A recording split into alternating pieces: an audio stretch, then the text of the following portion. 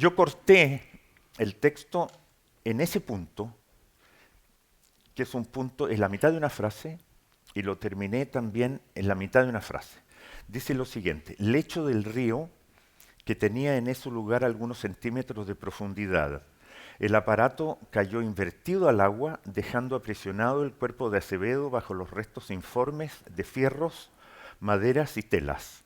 Cuando llegaron las primeras personas al lugar del accidente, en una lancha y dos botes pescadores, nada pudieron hacer, pues el aviador había muerto del fuerte golpe recibido.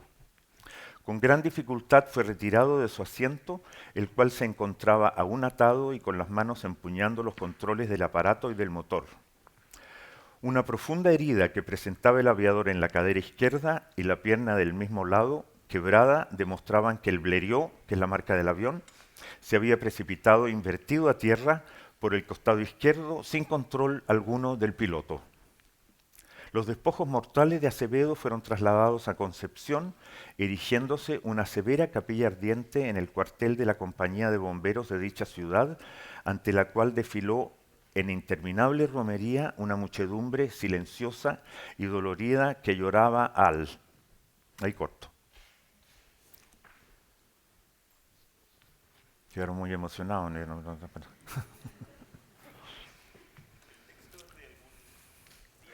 El texto es de un diario, tú ves por la tipografía es anacrónica, o sea, es como pasada de moda, digamos. Eso está sacado de una revista que no me acuerdo cómo se llama.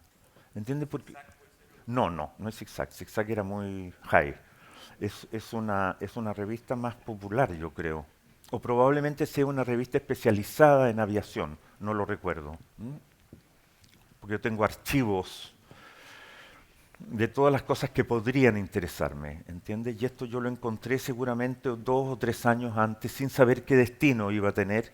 Y en un momento que uno empieza a armar la obra, de repente aparece la posibilidad de introducir eso, que es totalmente distinto a eso y totalmente distinto a las otras cosas, porque las imágenes no tienen ninguna conexión, sino que lo que les da sentido son los textos.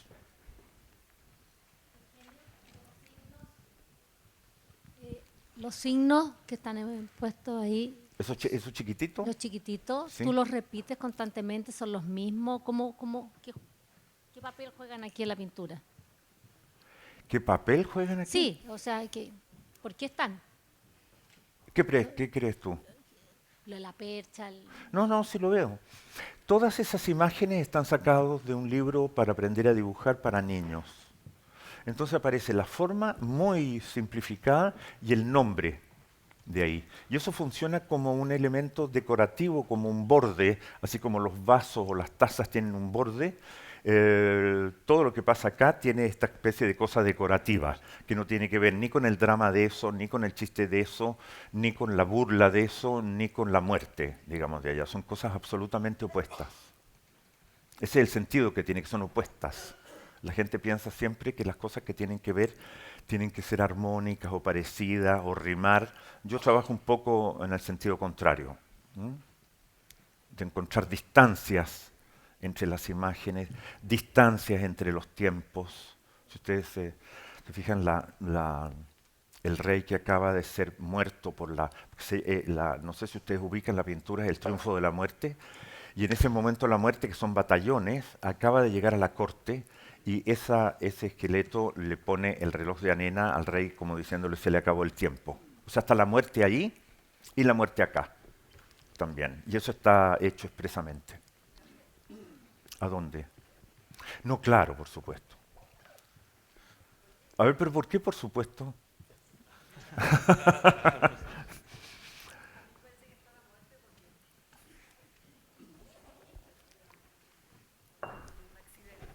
Perdón. Claro, está la muerte porque ese tipo es un robot. De prevención para ver qué pasa en la muerte, digamos. ¿Cuál es la reflexión o el sentido que hay detrás de la utilización de esta reproducción técnica, el utilizar imágenes que están en revistas, en diarios, que se reproducen de manera serial, ¿cierto?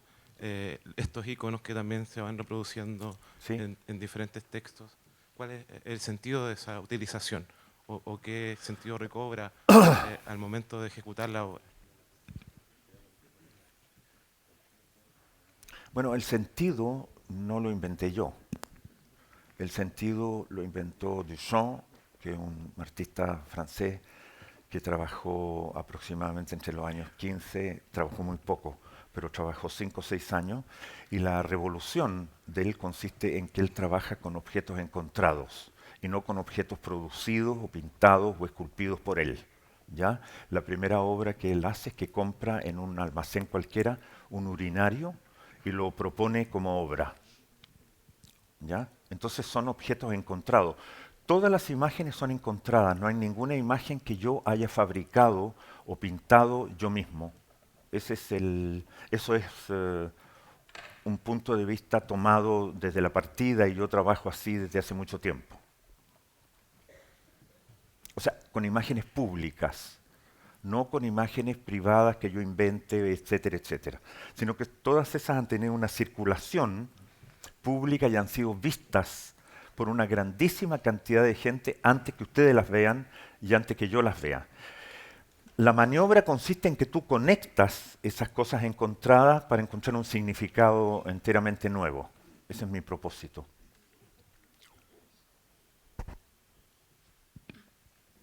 Hola, acá. Hola. Mi pregunta tiene que ver con esto de las distancias y la idea del viaje que tú Ya. propones. Ya, ok. Cuando tu obra viaja, Sí, también vuelve. sí. ¿Qué trae y qué lleva? Lleva lo mismo y trae lo mismo. Lo que pasa que no es lo mismo porque una vez que viaja y se instala en un museo donde tú quieras, es vista por una cantidad de ojos y por una cantidad de gente que tiene una cultura distinta, expectativas distintas y sobre todo que piensa que lo que un chileno debiera ser es así, así, así, así. Y se llevan en general unos pequeños desengaños, porque todas las expectativas que tienen de lo que podría ser una artista chilena no son cumplidas por la obra. No sé si eso te parece. Sí. Pero hay otra cosa también, es que vuelven miradas, vistas por otro público completamente distinta. O sea, no vuelven iguales a como se fueron. ¿Hay algún tipo de registro de esa, acompaña tu obra algún tipo de registro de esas nuevas miradas? No, ¿No? ¿cómo vas a registrar las miradas? No, escrito, nuevos dibujos, interacción con tu obra. No, no me parece una cosa muy esencial. Esos cuadernos abiertos que hay en las No, exposiciones. estaba pensando en otras cosas, cualquier otro soporte. Hay gente que fotografía, por ejemplo, el público de Dinamarca, por ejemplo, mirando la pintura, y esas pinturas, esas fotografías yo las tengo y son relativamente importantes para mí. Pero no son esenciales. Gracias. ¿Cómo? Gracias. De nada. No había oído tus gracias. Eugenio, acá. Hola. Dime. Pero cuando queda registrado en el sobre, pienso que la pregunta puede ir también por ahí, ¿no? Ah, ya. Ahora Quizá entiendo. esa es una forma de registrar el que el aeropostal ha pasado por procesos de lectura, de abrir, cerrar, de Evidente, plegarse, claro, desplegarse. en los sobres, a ver, me voy a acercar a los sobres para un poco para hablar de los sobres.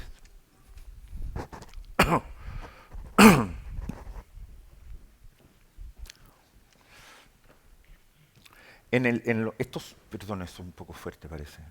No se puede hacer nada ahí por bajar eso, ya, ok. Bueno, lo que hay siempre en los sobres es una suerte de catálogo de la obra. Aparece el destinatario acá, ahí aparece el franqueo, digamos que FedEx en general. Aquí aparece el título de la pintura, aquí aparece la técnica de la pintura, aquí aparece un texto poético o científico, etc. Y aquí aparece el itinerario de la pintura, es decir, cuando tú ves este sobre acá, tú te enteras de que estuvo ahí en tal fecha, acá en tal fecha, acá en tal fecha.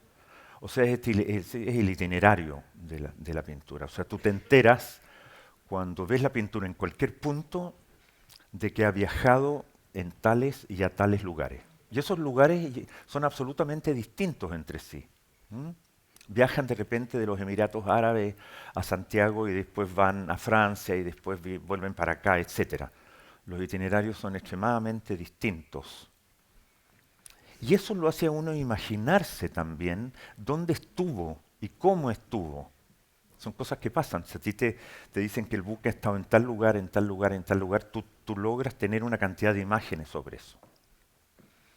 Entonces, esto sería el catálogo y al mismo tiempo el container de la obra. Hay en algunos museos donde he tenido problemas porque el museo quiere poner por su cuenta los datos de la pintura. Entonces yo he tenido problemas y generalmente gano el pleito y logro que los sobres estén al lado de la pintura. Son parte de la obra.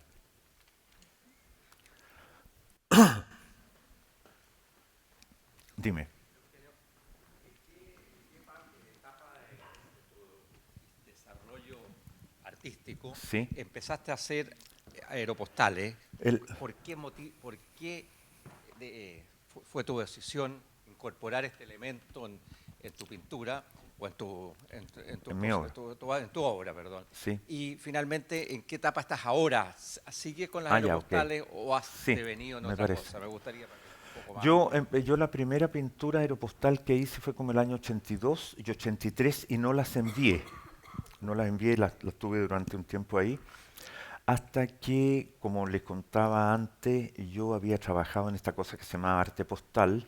Entonces dije yo, me invitaron a un museo en Cali. Entonces yo dije, voy a hacer el primer envío oficial de estas cosas.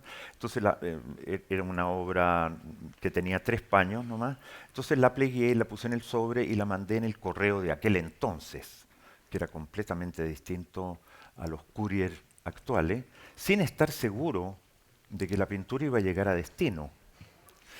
Entonces me invitaron a mí a montar la obra como pasa habitualmente y yo cuando llegué a Cali, en el aeropuerto, me acuerdo, al director del museo le pedí que inmediatamente yo quería ir a ver en qué estaban las pinturas. Y las pinturas estaban arriba de una mesa, las 17 pinturas intactas.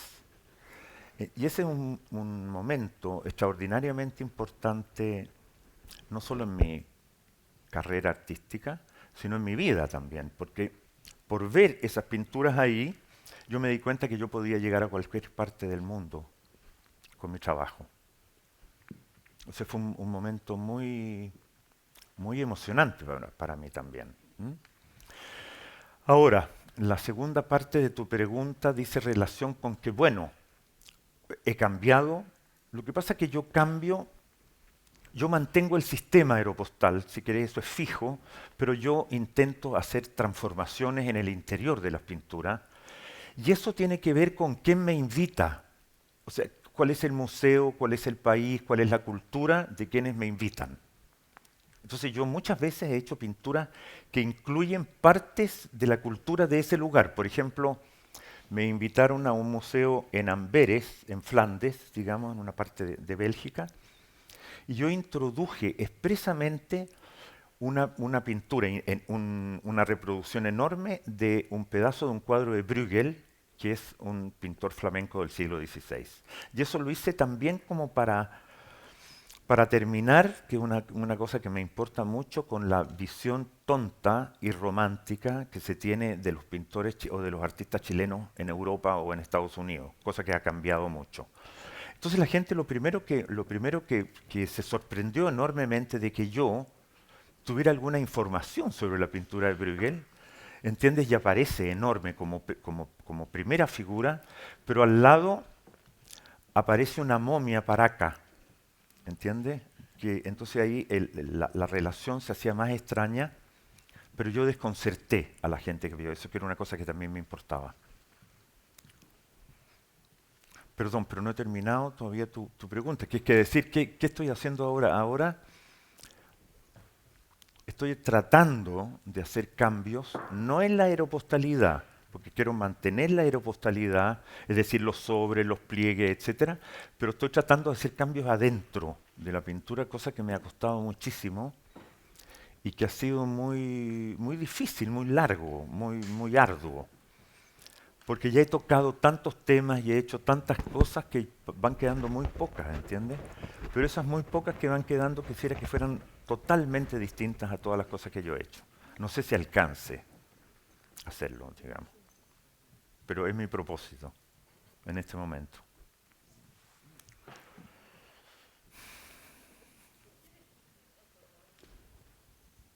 Ah, eso es porque no te gusta.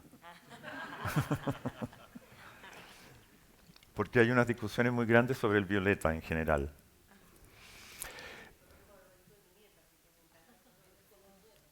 Em, por joder, a lo mejor. Puede ser también, no me acuerdo exactamente, pero a mí me parecía que el violeta, no sé si a ustedes les parece, el violeta, por ser un color relativamente saturado y un secundario, hace que esto se amarillee levemente, porque es neutro. Entonces, lo que hacen los colores con los neutros, es decir, con los blancos, los negros, los grises, es que los larga hacia algún lado. Y esto es levemente cálido. No sé si sea esa la explicación. Podría decir que no sé porque los hice violeta también. Pero no podrían haber sido amarillos, porque no se habían visto, ni podrían ser rojos, porque el rojo está cargado de una cantidad de cosas, ni podrían haber sido verdes porque era demasiado optimista, ni podrían haber sido celeste, entonces ni negros tampoco, porque era demasiado pesado. O sea, la trama habría sido demasiado pesada. Entonces nos parece que no quedaba más que el violeta. Por acá. Eugenio, acá. ¿A dónde, perdón? Ahí, ok. Perdido Sí. por acá. Según su perspectiva propia de esta obra en sí, ¿cuál sería el aporte que se hace al arte o en esta obra en particular? ¿Qué sería lo distinto o lo que no se ha hecho? No sé si esto se había hecho anteriormente o Tú dices qué si es cosas se como habría algo hecho. revolucionario. ¿Por qué podríamos decir que esto es como un aporte a lo que hay o a lo que no había? No sé si me explico bien. Yo creo que el aporte a lo que no había era que eso cabe en una cosita de este porte. Eso es una cosa, no quisiera emplear una palabra que es muy crítica, pero eso yo creo que es una transformación importante, digamos, en el arte contemporáneo. Yo creo que fue en ese momento así. Imagínate que yo podía llegar con cosas enormes a puntos que estaban en otros continentes remotos. Yo podía llegar a cualquier parte por una cantidad de dinero muy baja y haciendo lo que yo quería. ¿Entiende? Entonces eso también ha sido muy importante porque yo no me quedé confinado en Chile ni quedé exilado afuera. Entonces quedé ocupando las dos ventajas o las dos desventajas, digamos. No sé si es una respuesta a eso.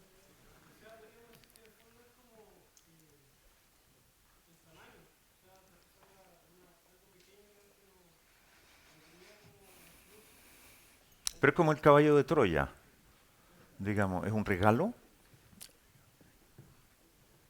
que hace un país al otro y de dentro nadie sospecha que de dentro van a salir una cantidad de soldados, chiquititos, ¿entiendes?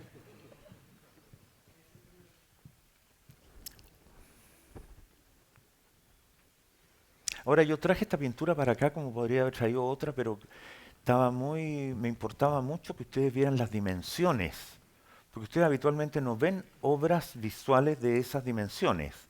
Lo ven en el cine, pero obras materiales de ese tamaño, yo quería un poco que ustedes quedaran muy felices con la posibilidad, digamos, de hacer obras de estas dimensiones.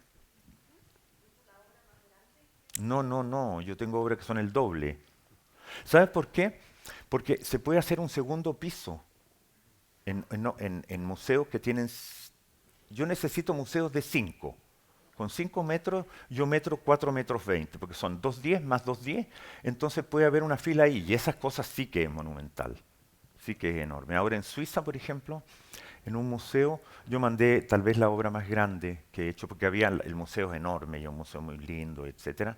Entonces mandé una obra que tiene 11 metros 20 por 4 metros 20.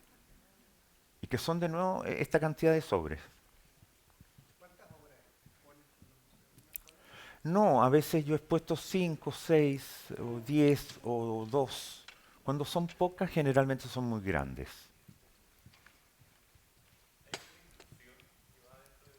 ¿Alguna qué? ¿Que vayan adentro del sobre?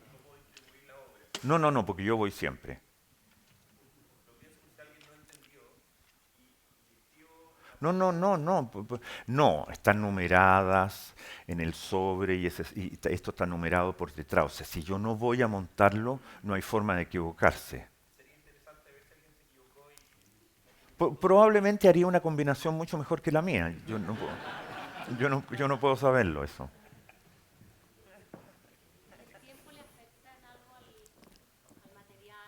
¿Sabes por qué no le afecta?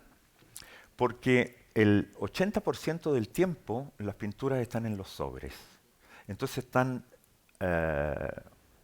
inmunes respecto al enemigo principal de todo, que son los rayos ultravioletas. O sea, si yo dejara estos 5 meses, se pondría absolutamente amarillo. Y cuando no están expuestas, están en los sobres, durmiendo, digamos, o están en mi taller, entonces no están expuestas a la luz. ¿Tú dirías que esto tiene, a ver, esto fue hecho, que esto tiene 15 años? Del punto de vista material, está absolutamente nuevo. Hola. No, cada paño tiene un sobre. O sea, esto de aquí que es un paño, digamos, lo dejé expresamente, esto que está doblado, te fijas, el primer pliegue es ese, después ese, etcétera, entra en un sobre. Me habría encantado hacer la demostración, pero están muy amarradas estas cosas y estas. O sea, de plegar una obra y de hacerla entrar en un sobre. Hola. Sí, escucho en tu relato, aquí estoy. A ver, espérate, voy a tomar un poquito de agua.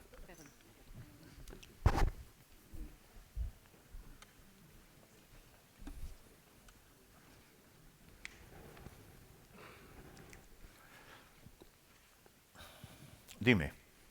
Sí, escucho en tu relato que te preocupa desconcertar a la gente. ¿Cuál ha sido la experiencia o cuáles han sido las experiencias en tu vida Sí. que te genera esa emoción, o ese espacio? O sea, ¿la emoción de la gente o la emoción mía? No, de querer desconcertar a la gente.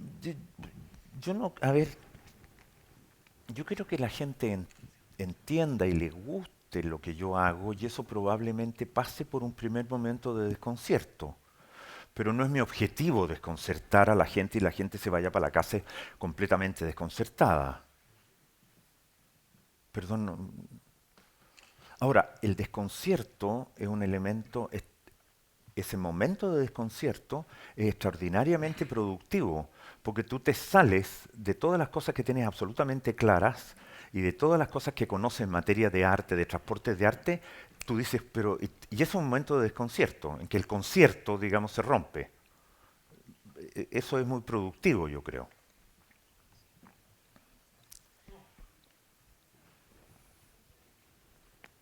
Bien fuerte. ¿Por qué no, perdón, hay una posibilidad que te pongan un micrófono? O sea, pensando en lo del desconcierto, ¿por qué llamar, yo podría elucubrarlo, pero ¿por qué llamar pinturas aeropostales a este tipo de trabajo cuando técnicamente hay mancha o hay cruces técnicos, pero uno podría pensarlo desde Pero otros las lugares, manchitas ¿no? son como un resto Claro, chiquitito de pintura. la esencia. Y eso basta para que no sean pinturas, para que no sean aeropostales, sino pinturas aeropostales. Porque yo quiero conservar, digamos, todas las cosas que yo hago un poco contra el cuadro. Digamos que es una cosa absolutamente estirada y que se transporta de manera generalmente secreta. El transporte de un cuadro a otro lugar no tiene ninguna importancia. ¿entiendes? Pero yo insisto en que, ahora yo tengo que cumplir en cada obra con ese requisito, si no se transforma puramente en una carta, ¿entiendes? No es muy importante mi respuesta, para que tú sepas. Hola, ¿cómo estáis? Hola, bien, ¿y tú? ¿Se han perdido sobres en el camino? Se perdió una pintura, se perdió en el camino. Se perdió no sé dónde. Yo no quiero, si hay alguien de UPS acá, le pido permiso. Yo era la primera vez que trabajé con UPS y pasó un día, 2 días, 3 días y yo calculé que tendría que llegar máximo, lo más tarde serían 8 días y no llegó la pintura. Entonces yo fui a hablar con muchas dificultades con el gerente de UPS en Chile.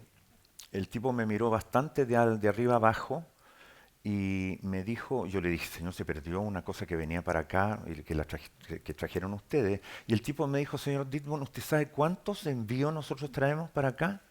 No, le dije yo, 3.500. Entonces, como diciéndome, ¿de qué viene a alegar cuando si llegan 3.500 envíos, cómo no se va a perder uno? ¿Me entiende? Y yo me tuve que ir a mi casa. ¿Y no respondieron? ¿Cómo se te ocurre? Qué pena. Claro, qué pena. Buenas.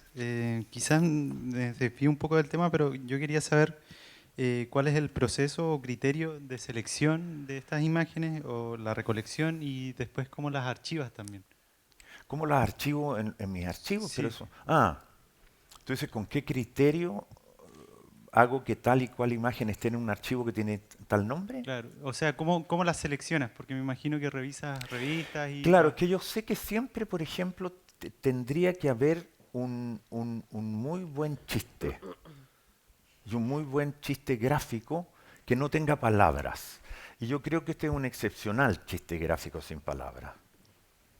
No sé si es excepcional para usted, a mí me parece absolutamente lindo. Entonces yo tengo un archivo de cartoon, digamos, de tiras cómicas mudas, porque esas son realmente las que me importan, porque tú puedes darle un sentido, digamos, por el texto que está ahí. Entonces esos cartoon o esas imágenes, digamos, yo las selecciono siempre y cuando no tengan texto. Y tengo un archivo de eso.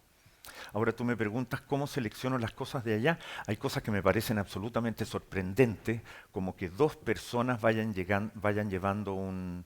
A mí me interesa, a mí me gusta, no te puedo decir exactamente por qué, pero me parece que ese tipo que está acá es una especie de tipo que lo van llevando a una suerte de sacrificio, pero no es humano. Entonces eso también me... Y que lo estén llevando 2 tipos como quien acarrea un paquete de zanahoria, ¿entiendes? Eso también me interesa, me gusta. Pero también me gusta y me interesa porque lo puedo combinar con otras cosas. No terminé de contestar.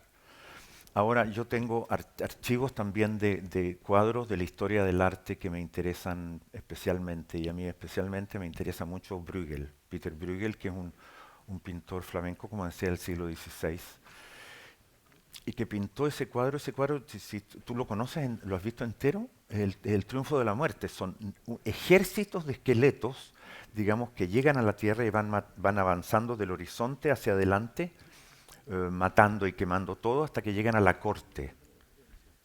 Entonces, también los miembros de la corte que deberían permanecer intactos, llega la muerte ahí y le pone, yo ya lo dije hace un cierto rato, el reloj de arena, lo que quiere decir que le queda muy poquito al rey también.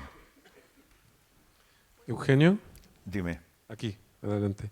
Nos contaste de cada una de las imágenes, ¿no? ¿Por qué te interesaban? Sí. Yo quería, si pudieras continuar, respecto de esta obra, Sí. ¿cómo entonces las uniste, las engarzaste una con otra? ¿Qué es lo que te llevó a decir, ya, esto es? ¿Y si tiene nombre esta obra? ¿Tienen nombres tus obras? Claro. Esta obra se llama El Blériot, que es la marca del avión, El Blériot de Acevedo en el Biobío. Ese es el nombre de la obra. Ahora, tú me querías preguntar por qué yo pongo eso al lado de eso, al lado de eso, al lado de eso. A mí lo que me interesa son las distancias entre las imágenes, al revés, digamos, de una cosa más tradicional, en que intenta armonizar o insistir en un sentido que todo el mundo conoce. Entonces todo el mundo dice, ah, claro, y conoce ese sentido, que son la conexión entre dos cosas que armonizan o que funcionan.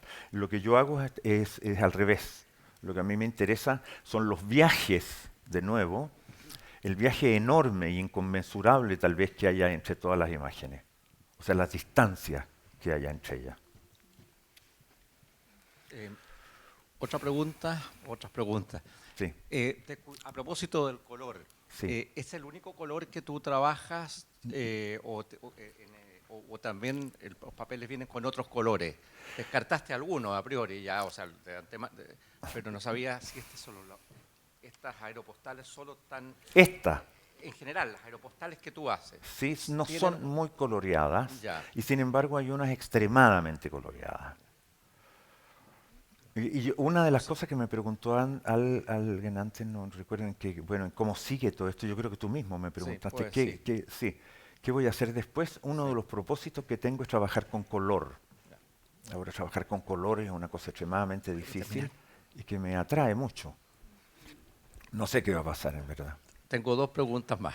Claro. Oye, una es, justamente tú explicaste por qué perdura la obra con este material tan frágil, y es porque están conservadas, guardadas en los sobres. Exacto. En general, muchas veces el artista y a la gente que se interesa por adquirir arte, le gusta tener las obras y tenerlas y exhibirlas, tenerlas colgadas en su casa, qué sé yo. Sí. ¿Qué has pensado? Yo sé que tú tienes obra gráfica, ¿cierto? Sí. Pero este tipo de obra no es una obra para conservar, fuera de conservarla en el envoltorio, no es para tenerla exhibida permanentemente. No, es para tenerla exhibida. Lo que te voy a contar, una anécdota. Yo le regalé una pintura aeropostal en papel de envolver a un crítico inglés que fue muy importante para mí en mi trabajo, en mi carrera, etcétera, etcétera.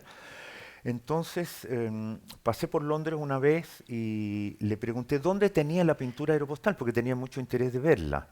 Entonces me dijo, subamos por acá, subimos por una escalera, y en un piso de este porte estaba la pintura adentro de un sobre.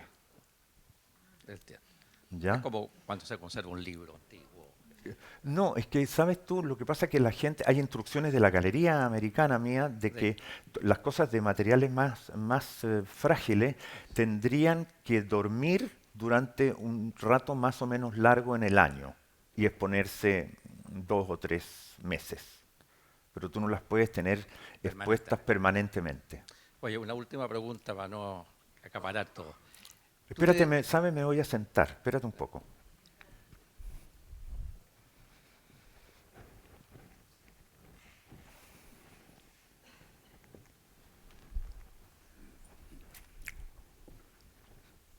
Dime. No, mi pregunta va a lo siguiente. En general, cuando se hace un análisis de obras, a los artistas se les define por algunas características. Es de tal naturaleza, es un artista que pinta es realista, es hiperrealista. ¿Tú te definirías como un artista conceptual? Lo que pasa, fíjate que en Chile se ha ocupado esto de tachar a artistas conceptuales como los incomprensibles. No, te digo, es una cosa que pasa en Chile. Yo me definiría como un pintor aeropostal. Entonces eso puede ser que no haya otro. Creo que no hay ningún otro. Claro. Como eso es lo que soy. Pero artista conceptual lo encuentro demasiado vago, ¿me entiendes? Lo que no quiere decir que yo no trabaje con conceptos. Por ejemplo, sí, desgraciadamente hay muchos artistas conceptuales que son completamente distintos entre sí. Pero hay conceptos, digamos, en lo que yo trabajo. Esta cosa de trabajar con imágenes encontradas es un concepto, y no de que yo fabrique propiamente mis obras. Incluso todas estas cositas chiquititas que ustedes ven, no sé si ya lo dije, son imágenes que vienen en un libro para aprender a leer, que son esos libros. Yo tengo un archivo de libros de cómo se aprendieron, así como las primeras letras, las primeras imágenes. Esas cosas yo las incorporo también como un pasado, digamos, de la visualidad. Son todas eso y es para que los niños aprendan que eso se llama obelisco, que eso se llama serpiente, que eso se llama obelisco, etc.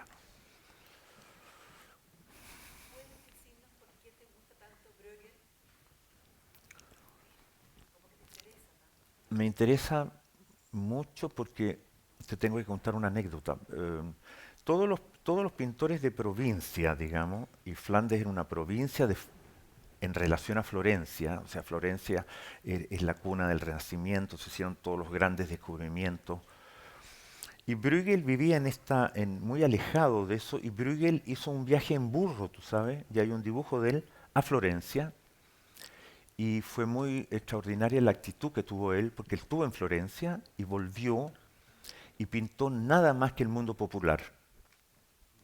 Siempre son los almuerzos de los campesinos, son los niños jugando trompo, es la muerte, etc. Entonces eso me interesó extraordinariamente. Y todas las leyendas locales, todas las leyendas flamencas, los refranes flamencos, y eso siempre me interesó mucho. Además que creo que es un pintorazo, digamos, increíble. Uno mira las cosas y no sabe cómo las hizo. A mí me fascina mucho Bruegel. ¿Porque tú eres flamenca? No. No. Ah, sí, qué bueno. Eugenio, me gustaría preguntarte, ¿cómo te defines a ti mismo lo gráfico o la palabra gráfico? Y si tienes una definición propia de esa, ¿cómo lo entiendes tú? Si te has preguntado por qué es esa adicción con lo gráfico o esa predilección.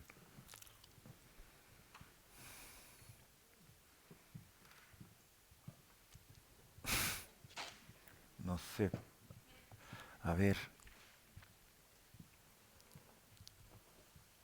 Pero no podría decir, por ejemplo, una respuesta sería que yo prefiero como elemento la línea a la mancha, que sería propiamente lo pictórico, lo difuso, lo superficial, lo empastado. En cambio, la línea no tiene prácticamente materialidad, ¿entiendes?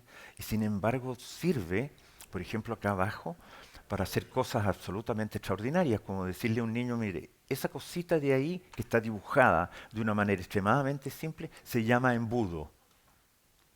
¿Me entiende? Ahora, la historia del dibujo también, yo no puedo, es un poco general, ¿entiende? Porque yo prefiero, y no la prefiero tampoco, porque esas son todas manchitas y las manchitas no tienen que ver con la línea.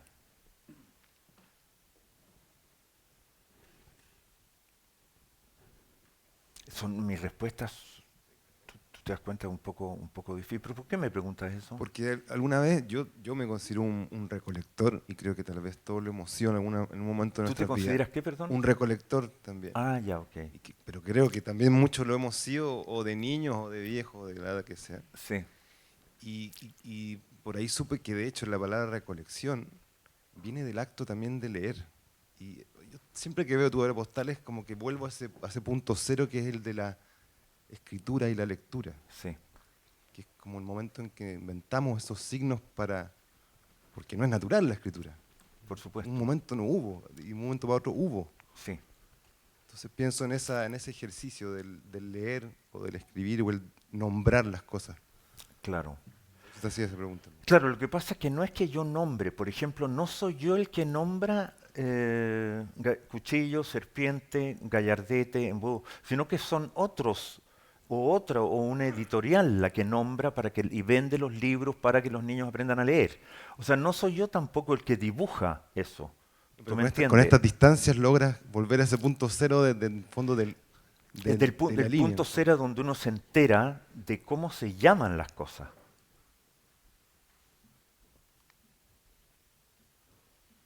Nos alejamos, tal vez, no sé, no estoy seguro. ¿No?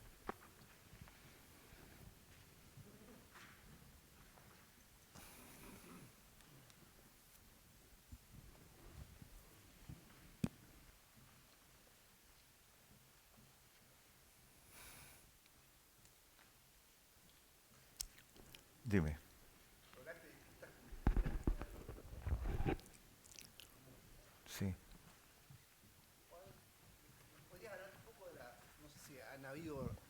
reacciones, críticas o distintas miradas a tu obra. Sí, claro. ¿Las podrías un poco ilustrarnos de eso? O sea, ¿qué pensaron los asiáticos? ¿Qué pensaron los canadienses? No tengo idea. O sea, ¿han habido algunas reacciones que tú has internalizado? Claro, hay reacciones que yo no me he podido explicarme a medias. Por ejemplo, los franceses, yo he expuesto 3 o 4 veces en París, ha sido muy poco estimulante, ¿ya? Porque los franceses lo saben todo. Entonces, sin embargo, en Inglaterra, el interés, yo he expuesto unas 15 veces en distintos lugares de Inglaterra, ha sido extraordinariamente interesado y curioso, digamos, y hay críticos que han escrito cosas muy interesantes sobre mi trabajo. Es completamente distinto. Ahora, en Dubái, ¿entiendes? Tú participé en una bienal, ahí realmente tú no sabes, salvo que hay artistas que están invitados a la misma bienal que tú conoces y que hablan de tu trabajo. Pero ahí es un enigma, realmente no lo sé. En América Latina también la gente encuentra similitudes e intereses, digamos, que están en mi obra, que están en las obras de ellos también. Eso ha sido muy, muy lindo, muy interesante el hecho de que uno no está solo, porque yo muy tarde expuse en Buenos Aires, en Bogotá, en Caracas, y eso ha sido muy, muy extraordinario. Hay una comunidad de intereses, o sea, la gente lee y ve muy rápidamente. Y se ríe también muy rápidamente de las cosas de las que hay que reírse.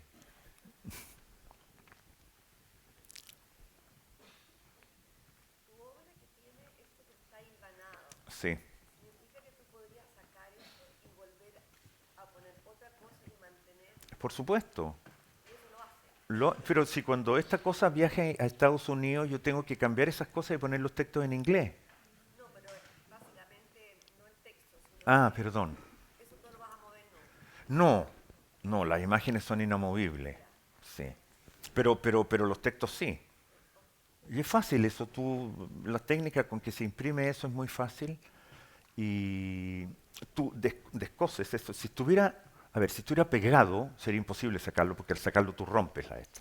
En cambio, si con una agujita tú vas sacando todos los puntitos, tú desprendes eso y pones un nuevo texto encima. O si de repente no te parece, porque está demasiado a la derecha, tú también puedes correrlo a la izquierda.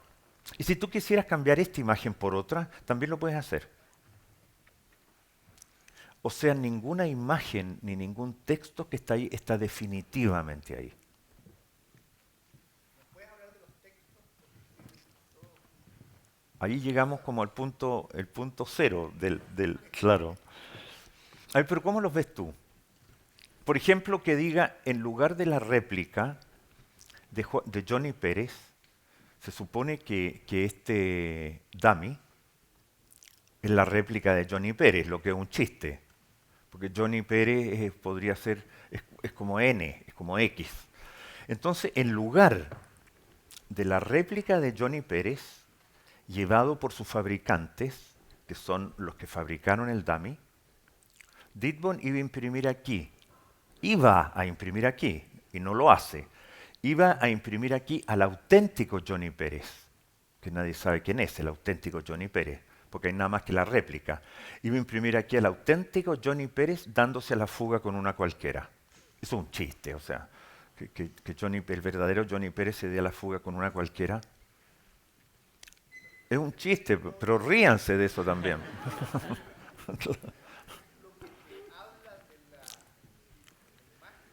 Claro, pero la imagen permite ese texto. Y ese texto yo lo hago a partir de las imágenes, porque hay cosas que sustentan el texto. ¿Entiende? Ahí está efectivamente la réplica de Johnny Pérez. Y Johnny Pérez es un señor que existe en el infinito. Pero también dice lo que hay y lo que no, y lo que yo iba a hacer y no hice. Claro, por supuesto, pero era exacto. Aquí dice, en lugar de este hombrecito pintando en el fondo del mar, en lugar de eso, Didbon iba a pintar vestido de buzo el fondo del mar. Claro, exacto. esos textos siempre quedan para el último en las conversaciones que he tenido yo con ustedes, porque parecen ser lo más difícil y es lo más divertido. Yo lo hago realmente y me cuesta mucho, no crean ustedes que es cosa de llegar y escribirlo. Los fabricantes, entonces son los fabricantes y después Johnny Pérez y la cualquiera, yo me demoro 2 o 3 meses en escribir esos 4 textos. Y los voy puliendo y corrigiendo y haciendo más cortos, más comprensibles o más divertidos. Es así. O sea, ahí también en mi trabajo un trabajo de escritura, si tú quieres. De escritura, exactamente. O sea, lo que yo hago es un híbrido. Yo no hago cosas puras, la pintura que se pinta de esta manera, que va a una galería, que se pasa esto, sino que yo trato de incluir varias maneras. Hay cosas impresas, hay cosas derramadas, hay cosas escritas. Y yo tengo la impresión de que toda la cosa de los textos viene de una tradición poética nuestra que es extremadamente rica y vasta. Entonces tiene algo que ver con Parra, por ejemplo, y tiene que ver con algunos otros poetas chilenos. Porque a mí también me interesa mucho la poesía. Entonces aprovecho de escribir también, ¿ves? O sea, tengo la oportunidad de escribir. Estoy dándole de la espalda a alguna gente. Dime. Quisiera dar testimonio. Yo soy una chilena, vivo en Chile, no tengo formación en arte y me gusta mucho. He visto muchos museos y lo que una de las cosas con las que me voy de... Perdón, ¿estás segura que ustedes oyen atrás? Porque alguien te había traído el...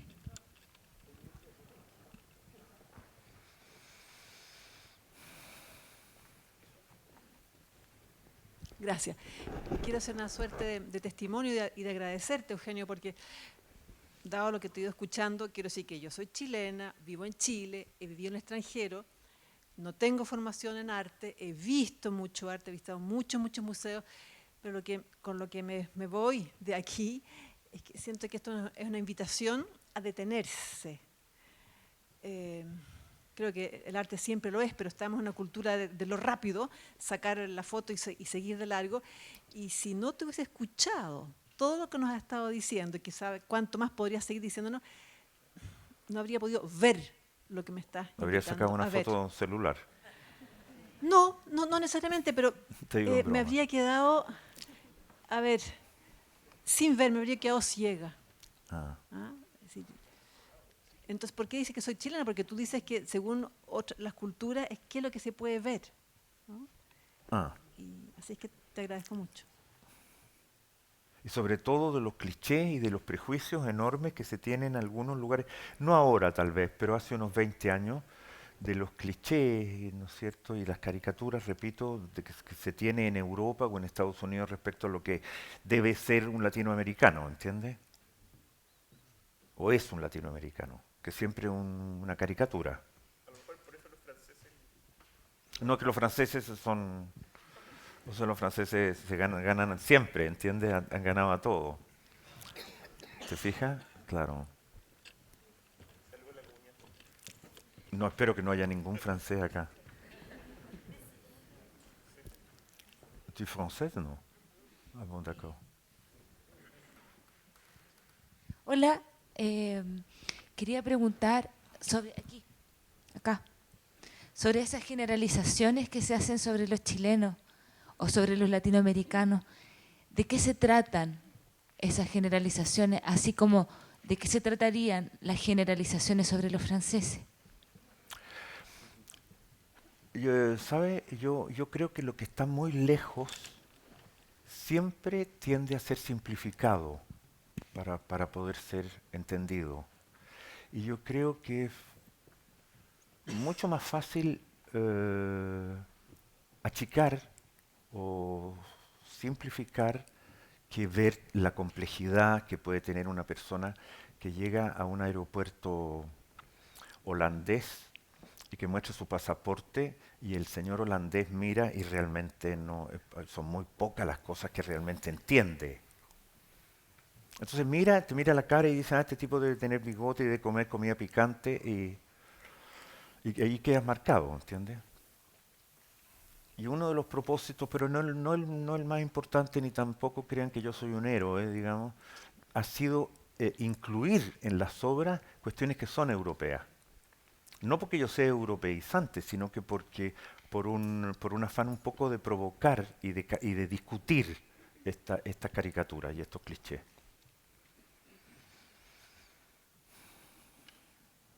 Bueno, quería decir yo algo también. Yo estoy muy feliz, lo debería haber dicho al comienzo, pero ahora después de todo lo que han preguntado estoy más feliz todavía. De estar con ustedes. Habitualmente, con la mayor cantidad de público con que yo hablo, son públicos muy homogéneos, por ejemplo, estudiantes de arte y en general, y estoy muy feliz de que el público sea tan diverso, ¿entiende? Eso me parece una cosa extremadamente estimulante para mí. No quiere decir que con esto haya terminado la sesión, me imagino. Hola, Eugenio, acá. Te quiero preguntar acerca de los pliegues. Yo veo que los pliegues son... Perdón, no quiero verte. Ya, ok. No me imagino cómo fue el proceso. Primero tú hiciste una obra y la plegaste para enviarla, y al desplegarla los pliegues pasan a ser parte de la obra. Sí. Y entonces como que me surgen hartas preguntas. El formato siempre es el mismo, los pliegues siempre son iguales. Sí. ¿Nunca has pensado en el pliegue como un elemento que podría variar, o los elementos que pones y los tamaños de esos elementos también tienen relación con los pliegues? Por supuesto. Ok. Perdón, ¿ok me dijiste? No. Sí, me dices por supuesto No, que... no oí bien. Sí, sí. Claro, lo que pasa es que esa manera de plegar es la manera más económica de plegar. O sea, todas las sábanas que están en tu closet están plegadas seguramente de la misma manera, y tú puedes poner muchísimo más sábanas plegadas que sábanas desplegadas. O sea, un proceso también de reducción de la obra para que entre en esto que la lleva, que la transporta. O sea, la obra tiene como dos cuerpos, si ustedes quieren. Es una carta durante el tránsito y es una pintura una vez que llega. Pero tiene las marcas del viaje. Y los pliegues son eso, son la marca del viaje. Es por eso que estirar eso sería prácticamente un pequeño crimen. No sé si hay gente que cuando uno envía las cosas, la gente que monta, lo primero que hace es eso. Porque les parece que una obra no puede estar plegada, que sería un defecto, etc. Entonces mantener visibles los pliegues es bien complicado, porque tú no puedes estirar nada, sino que tienes que estirar y semi-estirar de tal manera que los pliegues vacilen un poco y se vean, se hagan visibles. Y tengo la impresión de que esto de la de guardar, empieza en el Neolítico. En el Neolítico, cuando los hombres se detienen, digamos, tienen que acumular y guardar cosas, y uno de los modos en que se guardan todas las telas es esa.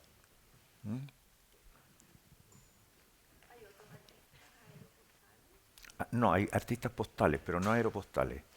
Yo soy desgraciadamente el único, claro. Eugenio, una pregunta. Acá, por la izquierda tuya. Ya, ok. Hola. Quería hacerte siempre me llama la atención en tu obra dos cosas. Lo primero, para que me hables de ello, es el blanco, la presencia siempre del blanco. Sí. Como lo que más impacta en términos de cromatismo. Y lo segundo, que también quisiera que me pudieras responder, que tiene que ver con como una obra transitoria, como que tu obra está siempre en tránsito. Sí. Es como esta Pasajera en tránsito de Charly García, no sé si has escuchado esa canción, Pasajera en tránsito, que siempre está, incluso cuando está cerrada la obra, ahí sigue estando en tránsito, porque está en tránsito entre que se abre y no se abre. Claro, aquí está transitoriamente aquí. Una vez que esto se termine, esto se va a desclavar, esto se va a doblar y se va a meter a los sobres. Ahora, perdón, estoy contestando no en orden. Tú me preguntaste primero por el blanco. Por el blanco te pregunté, y lo otro sobre qué es para ti el concepto del tránsito, de lo transitorio. Okay. Bueno, el blanco está ahí porque ¿qué es lo que pasa con las telas, con el cuadro de Caballete? El cuadro de Caballete está en un 95% de la historia de la pintura completamente cubierto. Eso quiere decir que la tela sobre la cual se pinta, lo primero que se hace es ocultarla. Es ocultarla, digamos, porque no debe verse este soporte, digamos, porque sería una cosa vulgar o que no habría que mostrar. Está cubierto de pintura. Entonces la pintura cubre el soporte. Acá no, digamos. Acá el soporte, y no es que o coincide con el hecho que haya mucho blanco, el soporte está completamente a la vista. Tú puedes verlo o tocarlo con los ojos todo el tiempo. Eso probablemente coincida con el exceso de blancura, porque el soporte es blanco, pero no está pintado blanco, el material es así. Había otra pregunta, se me medio... la cuestión del tránsito. Mira, voy a tratar de ser lo más simple. O sea, Santiago no es el origen de la pintura aeropostales. No tienen origen las pinturas aeropostales. Porque lo que es el origen aquí, si vuelven ahí es el destino. Y cuando vuelven a Santiago, vuelven a un destino porque vienen de Buenos Aires. Entonces vienen de Buenos Aires, que es el origen en ese momento, y llegan al destino que es Santiago. O sea que Santiago no es el destino final de las pinturas. Las pinturas transitan y pasan por Santiago como pasan o pueden pasar por cualquier otro lugar.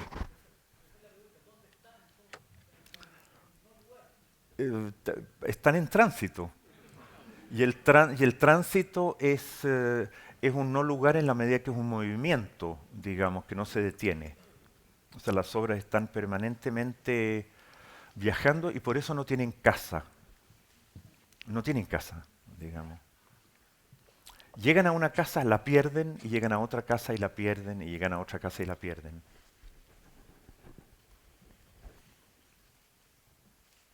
Es por eso que he hecho ahora en lo último unas pinturas de este tamaño aproximadamente, nada más que una casa enorme y muy simple como la podría ser un niño, que parece ser el emblema de las pinturas aeropostales. Es lo que pierden todo el tiempo.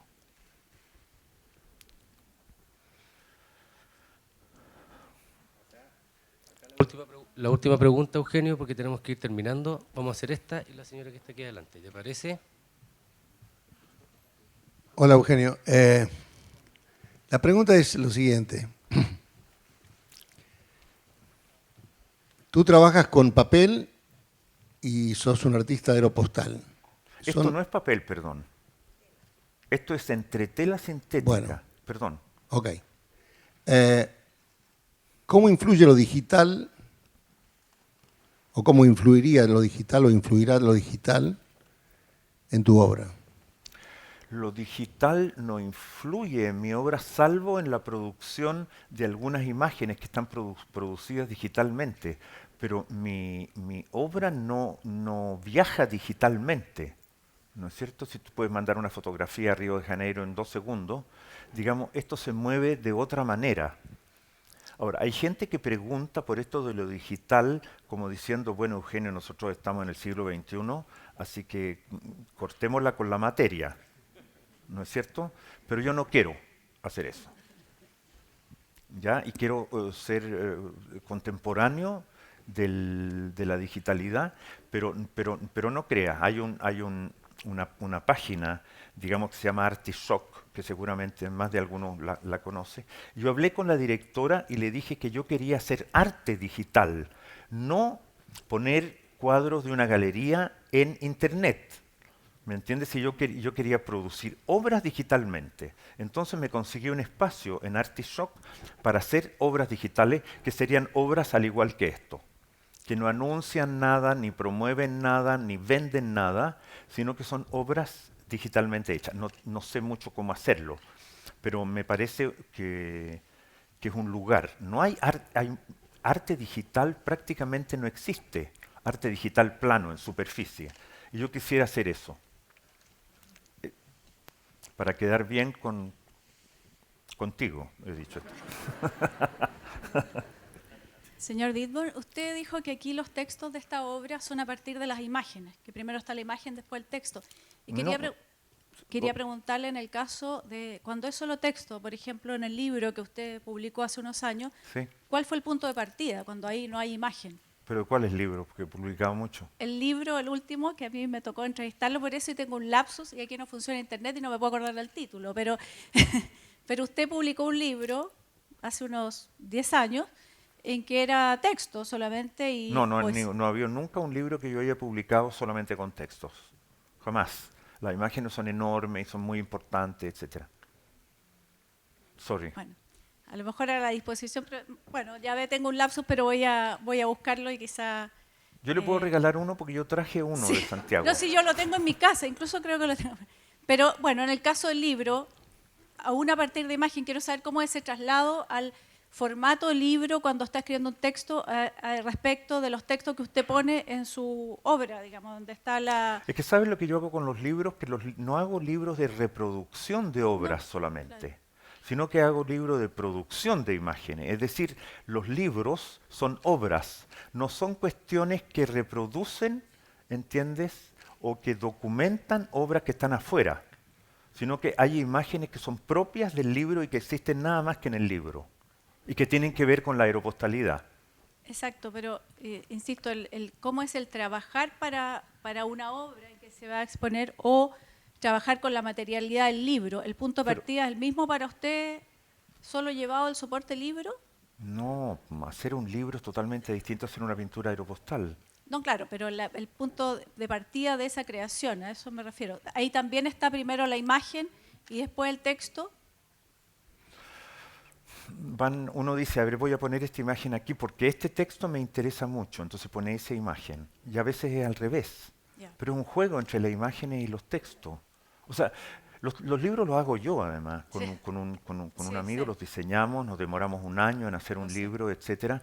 Y hay una parte del libro siempre, es que en producción. Producción quiere decir que hay arte, digamos, que está en el libro y no reproducción de arte. Exacto.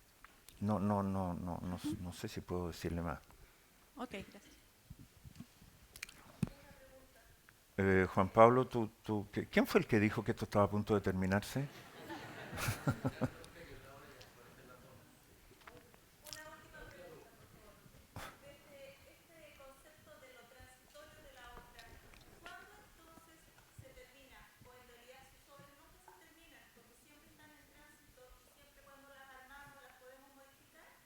No se sabe aunque esto es un poco prosaico, uno de los fines de la pintura aeropostal es cuando se venden. Obvio. Pero fíjate que tampoco terminan ahí, porque hay muchas veces donde yo he hecho exposiciones donde los directores del museo han pedido obras que tienen otros museos compradas. Entonces esas cosas viajan y ha sido muy divertido porque el museo que envía, como es propietario de la obra, toma las providencias más absurdas. Han llegado pinturas en unas jaulas de madera, digamos, para que no les ocurra absolutamente nada. Pero ese es uno de los fines de la pintura, así que no quiero pasar por una especie de señor romántico que nos vende su trabajo. ¿Mm? Bueno, bravo, muchas gracias.